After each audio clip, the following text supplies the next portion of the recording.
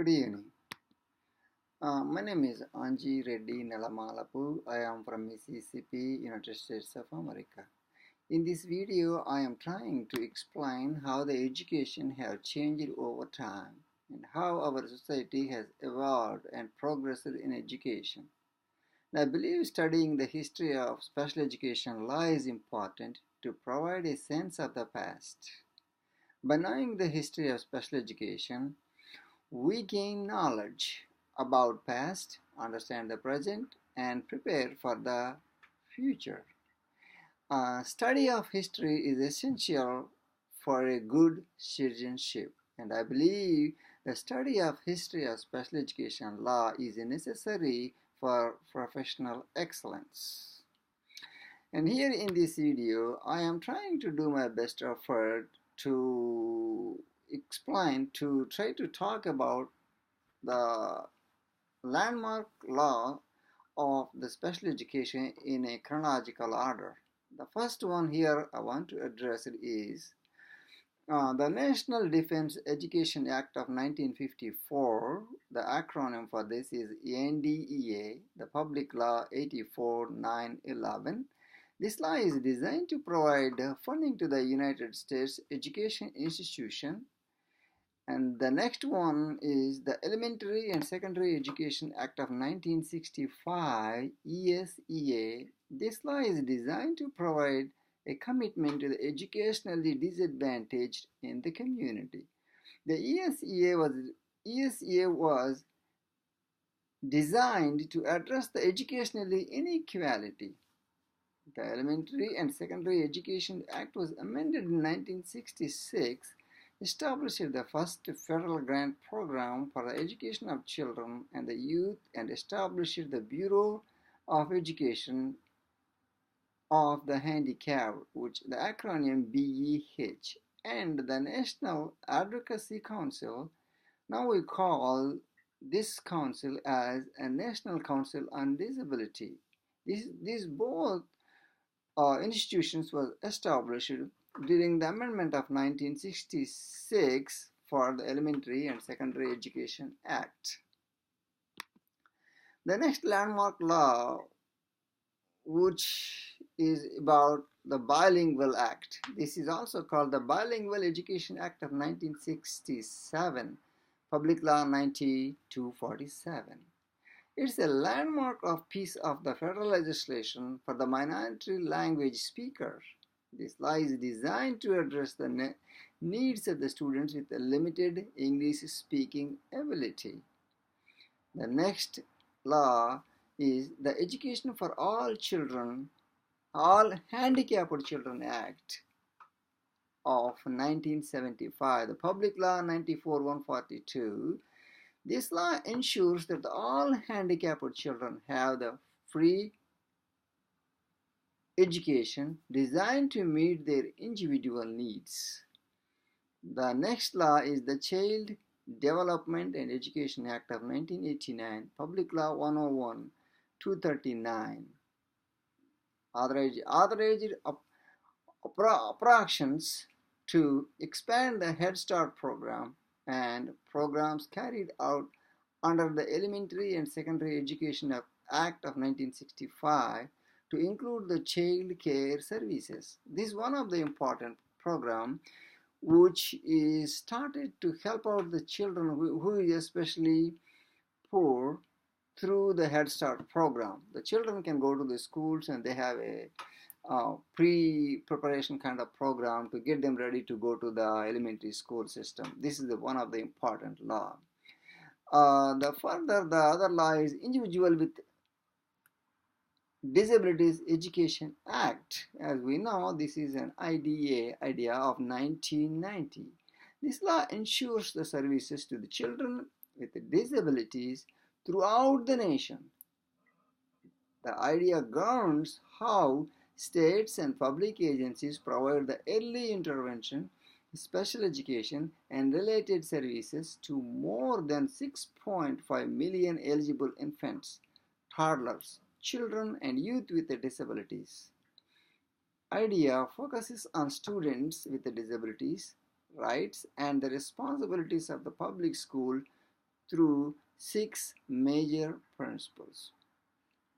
In the next video, I will go through little deep about these 6 major principles, what they are and how we have to implement the major principles.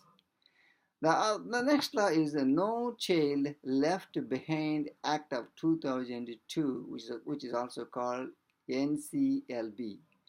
This law is an historical milestone of K to 12 education system.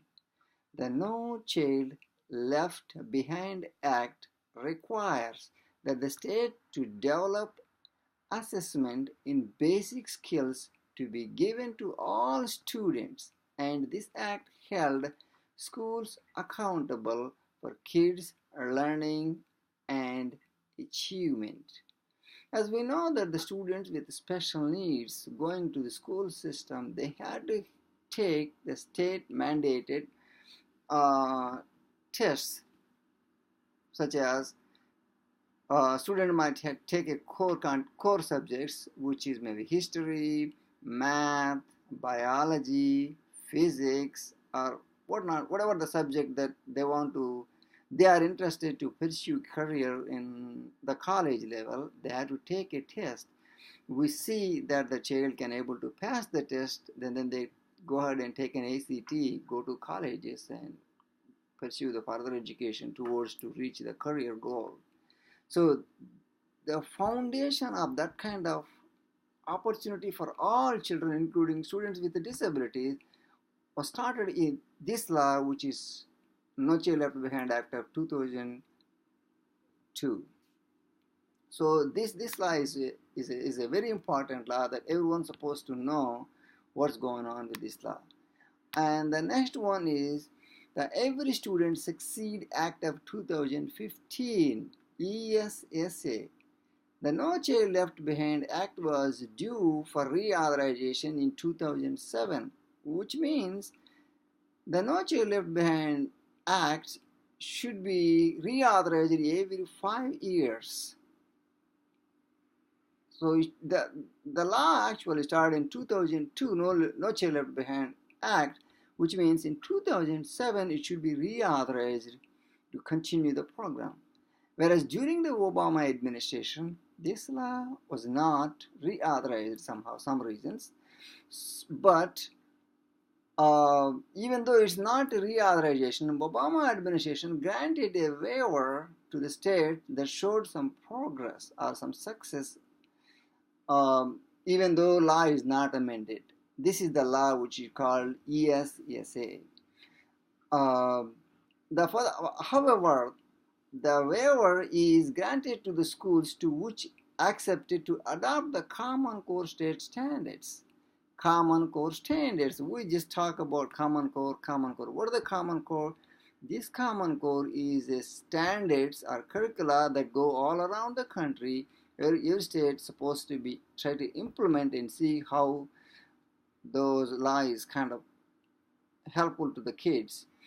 And I was thinking about that when the government said that Common Core standards, how the Common Core is very important for each and every state, and is a kind of positive also there, which means if the student have a Common Core standards going through, even though he is transferred to state, the student is going through the same standards, which kind of helpful for children to be succeed wherever they move. It's kind of organizing the educational system around the country. That was kind of very important thing that has been given to an opportunity to the states. Students will continue to take the annual test between 3rd and 8th grades. Remember that when we are talking about the No Child Left Behind Act, students supposed to take a test, or even students with disabilities have an opportunity to take the state exams to see whether they're going to pass or what the grades they're going to make and stuff like that. Whereas this Every Students Succeed Act also restates that the students have to take these exams up to the 8th grade level. That's one of the things that is important we got to know. um, the other one is, once we go through all these laws, some kind of questions that we can talk about are how every student succeed act is different from the no child left behind act, and which act is beneficial for the educational excellence of the students with special needs. When we go back to the 2002 No Child Left Behind Acts and Every Student Succeed Acts of Obama administration 2015, we can kind of compare both the law. What is the difference we can see in between these two laws? One of the main things that is talking about this accountability system, how it is changed and who is taking care of that part, and that kind of stuff is really important. Every educator need to know what's going on. And other thing also we can think about, the study of history is an essential for the good citizenship. We talked about that earlier. And the study of history of special education law is necessary for the professional excellence. Why? We can talk about this further, why it is important to study of this law. By studying of the law, that we know that we're getting funds to in order to implement the law to give a best possible education for the students with special needs. Thank you for watching this video, and the next video I will go ahead and have a video on IDEA, concentrating on the 6 major principles, and also based on those, the selection of the after evaluation, once we pick the student supposed to receive the special education, then what kind of educational setting the student will be qualified, and what are they, how they work, and that kind of information I will put it together in the next video. Again, thanks for watching. I am Anji Reddy, and I am from Mississippi, United States of America. Thank you.